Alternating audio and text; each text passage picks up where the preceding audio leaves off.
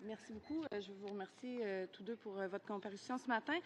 Ministre Nicholson, je vous entendais tout à l'heure mentionner que l'ensemble des Canadiens appuient cette mission.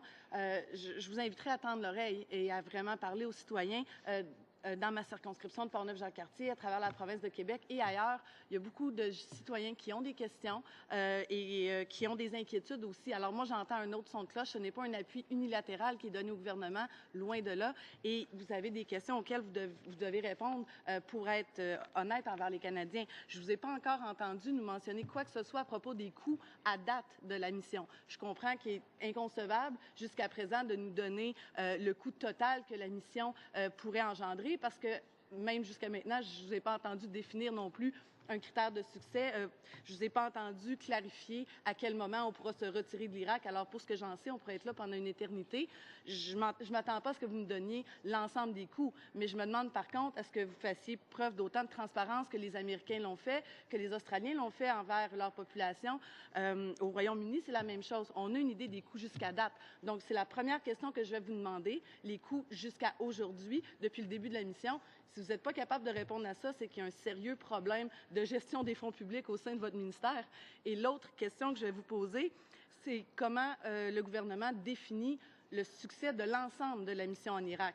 Alors, j'ai entendu Général Lawson nous présenter des éléments pour illustrer une progression de la mission, mais je n'ai pas encore entendu une définition de qu'est-ce qui est le succès de la mission en Irak envisagée par votre gouvernement. Alors, j'aimerais avoir des précisions sur ces deux questions-là, s'il vous plaît.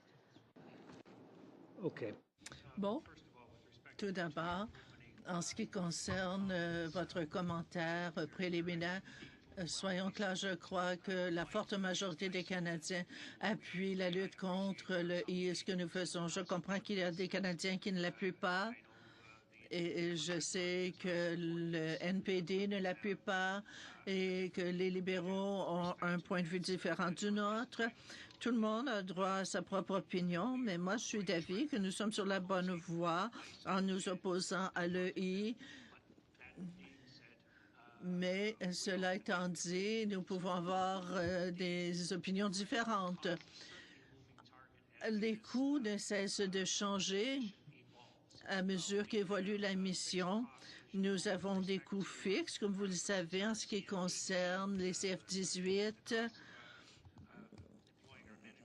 le prix du déploiement des hommes et des femmes en uniforme, de l'équipement déjà déployé. Nous avons un processus parlementaire, le coût, c'est-à-dire le budget de dépenses supplémentaires, lorsqu'on sait quels vont être les coûts.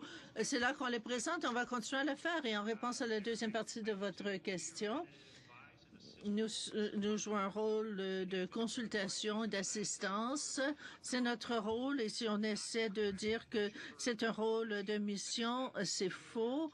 Comme l'a dit le chef d'état-major, on est là pour les aider. Vous avez demandé si on allait y être pour l'éternité. Eh bien, nous avons été très clairs. Nous avons une mission de 6 mois. Et nous avons demandé au gouvernement d'appuyer ou de ne pas appuyer ce que nous faisons.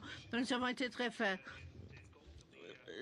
La mission durera jusqu'au 7 avril, je pense. Ce sera